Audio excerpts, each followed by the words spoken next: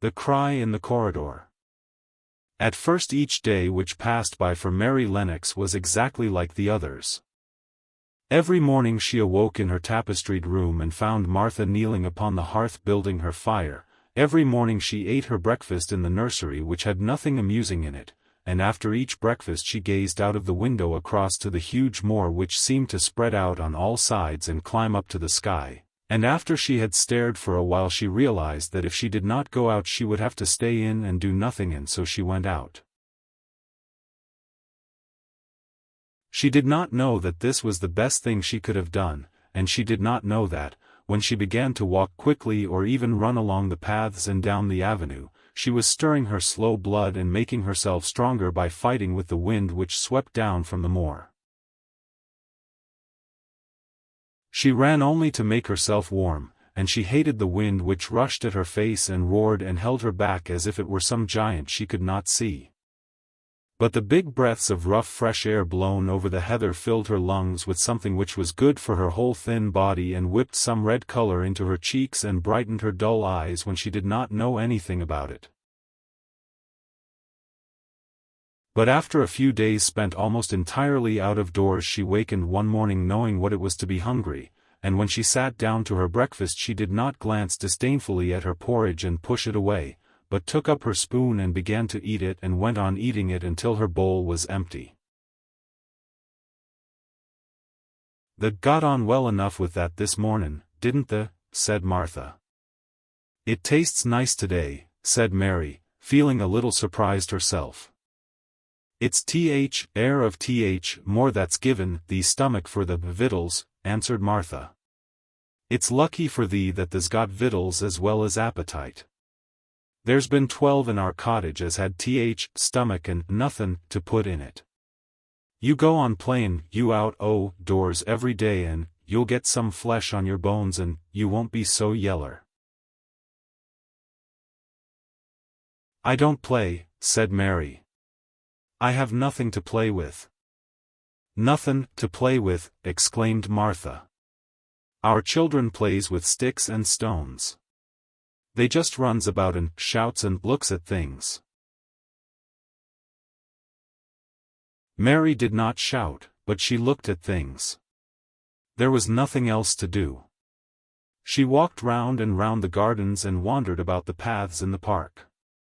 Sometimes she looked for Ben Weatherstaff, but though several times she saw him at work he was too busy to look at her or was too surly. Once when she was walking toward him he picked up his spade and turned away as if he did it on purpose. One place she went to oftener than to any other. It was the long walk outside the gardens with the walls round them. There were bare flower beds on either side of it and against the walls ivy grew thickly. There was one part of the wall where the creeping dark green leaves were more bushy than elsewhere. It seemed as if for a long time that part had been neglected. The rest of it had been clipped and made to look neat, but at this lower end of the walk it had not been trimmed at all. A few days after she had talked to Ben Weatherstaff Mary stopped to notice this and wondered why it was so. She had just paused and was looking up at a long spray of ivy swinging in the wind when she saw a gleam of scarlet and heard a brilliant chirp, and there, on the top of the wall, perched Ben Weatherstaff's robin redbreast, tilting forward to look at her with his small head on one side. "Oh," she cried out, is it you, is it you?" And it did not seem at all queer to her that she spoke to him as if she was sure that he would understand and answer her. He did answer. He twittered and chirped and hopped along the wall as if he were telling her all sorts of things. It seemed to Mistress Mary as if she understood him, too, though he was not speaking in words. It was as if he said, "Good morning. Isn't the wind nice? Isn't the sun nice? Isn't everything nice? Let us both chirp and hop and twitter. Come on. Come on."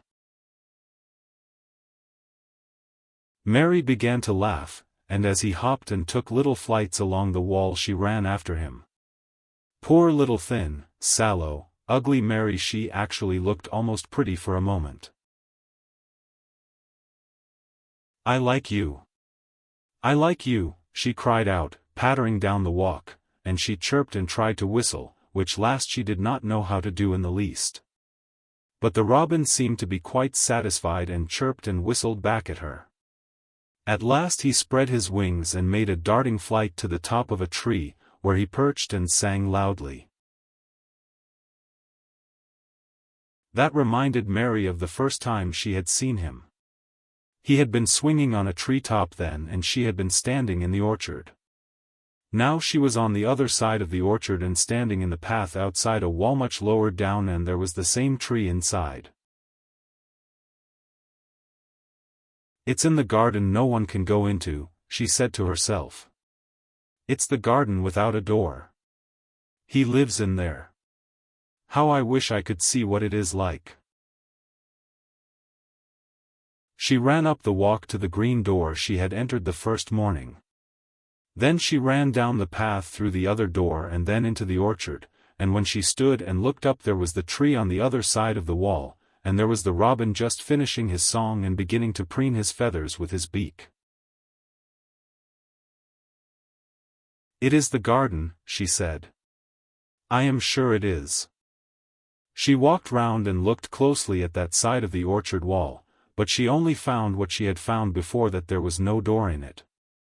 Then she ran through the kitchen gardens again and out into the walk outside the long ivy-covered wall, and she walked to the end of it and looked at it, but there was no door, and then she walked to the other end, looking again, but there was no door. "It's very queer," she said. "Ben Weatherstaff said there was no door, and there is no door. But there must have been one 10 years ago, because Mr. Craven buried the key."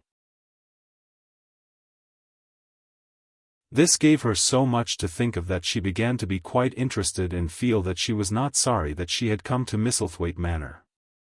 In India she had always felt hot and too languid to care much about anything. The fact was that the fresh wind from the moor had begun to blow the cobwebs out of her young brain and to waken her up a little. She stayed out of doors nearly all day, and when she sat down to her supper at night she felt hungry and drowsy and comfortable. She did not feel cross when Martha chattered away. She felt as if she rather liked to hear her, and at last she thought she would ask her a question. She asked it after she had finished her supper and had sat down on the hearthrug before the fire. "Why did Mr. Craven hate the garden?" she said.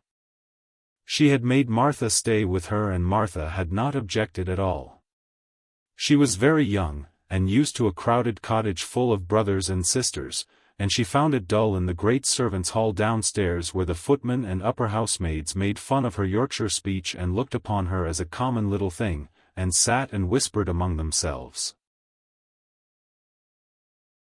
Martha liked to talk, and the strange child who had lived in India, and been waited upon by blacks, was novelty enough to attract her. She sat down on the hearth herself without waiting to be asked.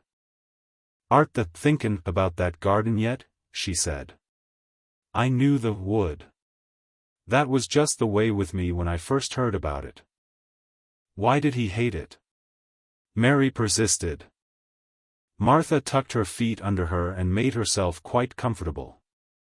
"Listen to th wind wutherin' round the house," she said. "You could bear stand up on the moor if you was out on it tonight." Mary did not know what wutherin' meant until she listened, and then she understood. It must mean that hollow shuddering sort of roar which rushed round and round the house as if the giant no one could see were buffeting it and beating at the walls and windows to try to break in. But one knew he could not get in, and somehow it made one feel very safe and warm inside a room with a red coal fire. "But why did he hate it so?" she asked, after she had listened. She intended to know if Martha did. Then Martha gave up her store of knowledge. "Mind," she said, "Mrs. Medlock said it's not to be talked about. There's lots o' things in this place that's not to be talked over. That's Mr. Craven's orders. His troubles are none servant's business, he says. But for Th. Garden he wouldn't be like he is.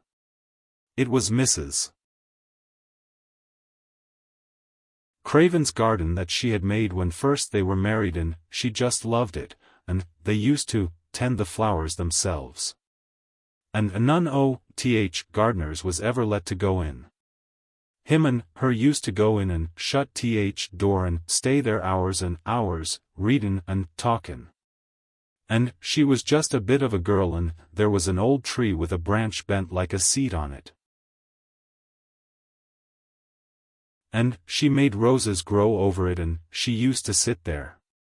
But one day when she was sittin' there, Th. branch broke and she fell on Th. ground and was hurt so bad that next day she died.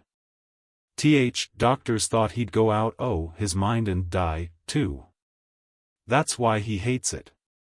No one's never gone in since, and he won't let anyone talk about it. Mary did not ask any more questions. She looked at the red fire and listened to the wind, wutherin'. It seemed to be wutherin' louder than ever. At that moment a very good thing was happening to her. For good things had happened to her, in fact, since she came to Misselthwaite Manor. She had felt as if she had understood a robin and that he had understood her. She had run in the wind until her blood had grown warm, she had been healthily hungry for the first time in her life, and she had found out what it was to be sorry for someone. She was getting on. But as she was listening to the wind she began to listen to something else. She did not know what it was, because at first she could scarcely distinguish it from the wind itself. It was a curious sound, it seemed almost as if a child were crying somewhere.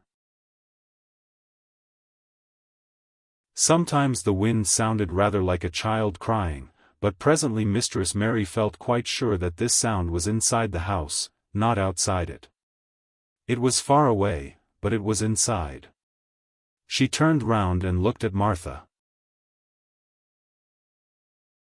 "Do you hear anyone crying?" she said. Martha suddenly looked confused. "No," she answered. "It's Th. wind. Sometimes it sounds like as if someone was lost on Th. moor and wailin'. It's got all sorts o' sounds." "But listen," said Mary. "It's in the house down one of those long corridors." And at that very moment a door must have been opened somewhere downstairs, for a great rushing draught blew along the passage and the door of the room they sat in was blown open with a crash, and as they both jumped to their feet the light was blown out and the crying sound was swept down the far corridor so that it was to be heard more plainly than ever. "There," said Mary. "I told you so. It is someone crying and it isn't a grown-up person." Martha ran and shut the door and turned the key, but before she did it they both heard the sound of a door in some far passage shutting with a bang, and then everything was quiet, for even the wind ceased, wutherin', for a few moments. "It was Th. wind," said Martha stubbornly. "And, if it wasn't, it was little Betty Butterworth, Th. scullery maid. She's had Th. toothache all day." But something troubled and awkward in her manner made Mistress Mary stare very hard at her. She did not believe she was speaking the truth.